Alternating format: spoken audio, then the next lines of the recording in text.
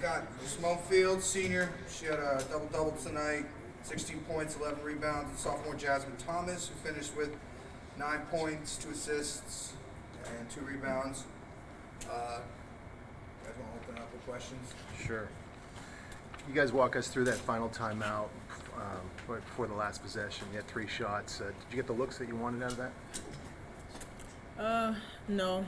I don't think we got the looks that we wanted. They played it different than we thought. I thought they would jump onto me and jump off on the kid, but actually Erica May stayed with the kid and things got out of hand.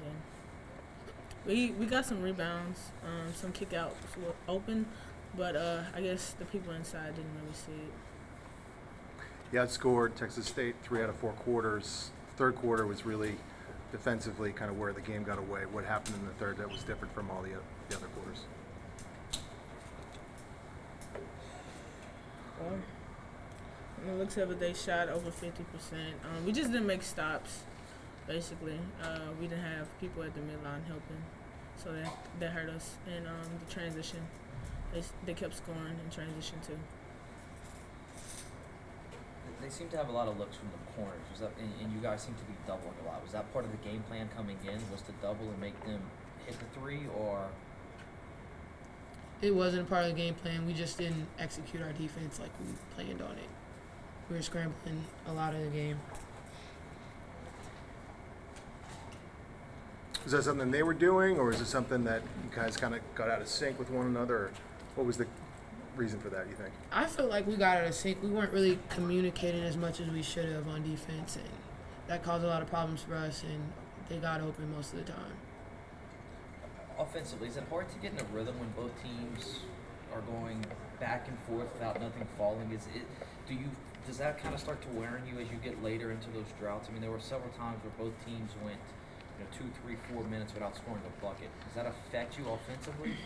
I don't think so. I think we just weren't making shots. I don't like to look at the other team and what they're doing. I like to focus on what we have going on our side of the bench. Down 3, 20 seconds left on the clock. What did you tell your? Well, I let Coach Val. We saw her run. She had said going out to defend. She says, "Coach, I got something drawn up to come out." And I said, good. So we kind of screened down and we kind of flared J-Bay. I just think she didn't flare enough. So it didn't put us in a position to where we could come off the screen and make it a little bit wider. She was caught on one side of the floor. And then, like she said, Nakia was supposed to, after the screen, pop and be wide open. But Erica May, number 15, just stayed with her. So that meant J-Bay should have, Jasmine should have just came off of it. And that was the deal. We said, hey, if they don't switch and double up, just go down the lane. Now, we're going to take a 2 and we're going to foul right away. And we didn't execute it like we wanted. But and in the positioning, they guarded it pretty good. They made a difficult catch because they made her go out a little bit more to the ball instead of wider and flare a little bit more. So I think that kind of hurt us. In that third quarter, 22 points you guys gave up. That was really I thought Taylor Deere and the little twin, I forget her name, number 24, Brooke. I thought she played a real game. It's so great to see. Effort wins, like for them, I thought they had a lot more effort than us. Their best player wasn't even here tonight. She was suspended for some reason. They didn't even bring her. And they play actually unbelievably better. She leads, I think Levitt leads the conference in scoring. She wasn't even here tonight. And so, all of a sudden, somebody else had an opportunity. I love that. I hate to be the one that lost about it, but, I preach that all the time, man. The opportunity's there. Take an opportunity. They took the opportunity to beat us without their best player. Is that a learning moment for your team? Yeah, there's no doubt. And if the learning moment is we got to make stops. Those dribble drives the dribble drives to the middle created the corner shots, and that's big for us. We can't let that happen. The ball can't come middle. If it goes baseline, you never have that. And so we had that over and over and over again all night. For some reason, we started the game off defending from the free throw line out, and usually we defend from half court on out. And we tried to make some adjustments, and we made some stops, but we really wasn't sharp defensively. And I preached all week to our coaches that we didn't work on defensive transition, and they were kind of like, well, we're kind of tired, blah blah blah. But our defensive transition wasn't really well. I don't think it was there. They came down and we were so deep that they could kind of do whatever they wanted. So we'll get better at it. You know, it's still not over. To me, it's finishing in the top 4. Still have opportunity, but you know, you should win those home games. It will just make it a little bit tougher to get on the road and try next week. You know, Saturday will be another tough one. It'll be a different one.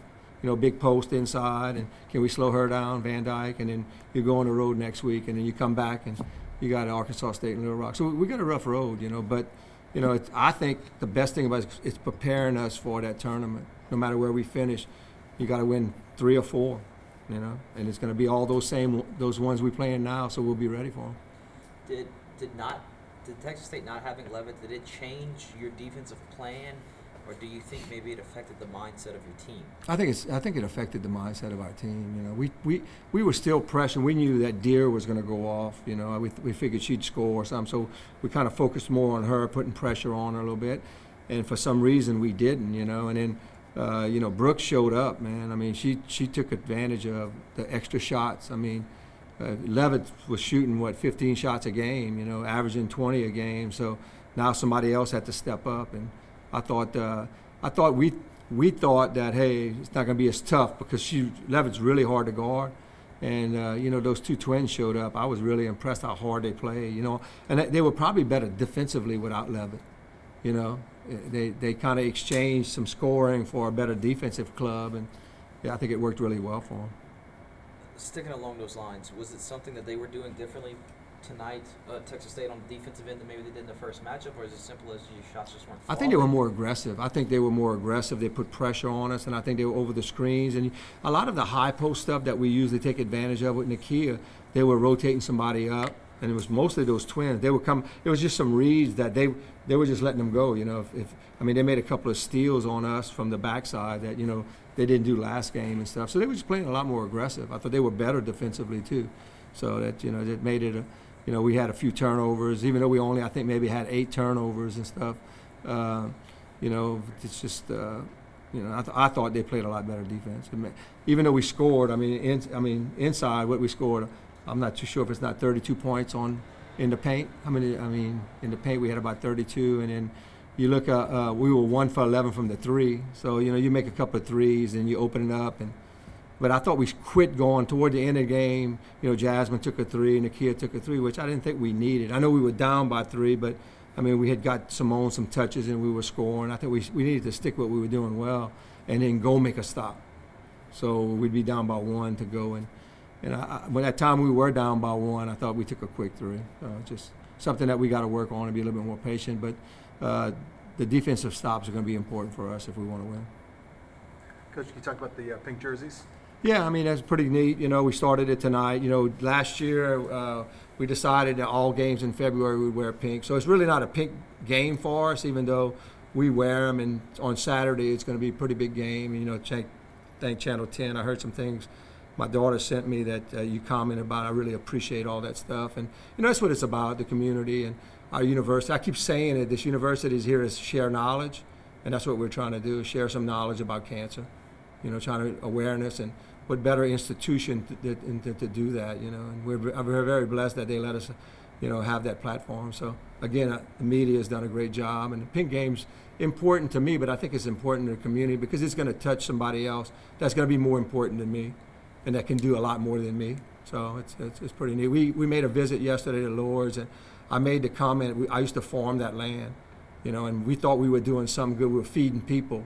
And then all of a sudden you look, and our community's done something even bigger and better than that. They built a hospital that are curing people. So that's what's so great about this community. We're always finding ways to use our resources, and they're using that resource in a great way now.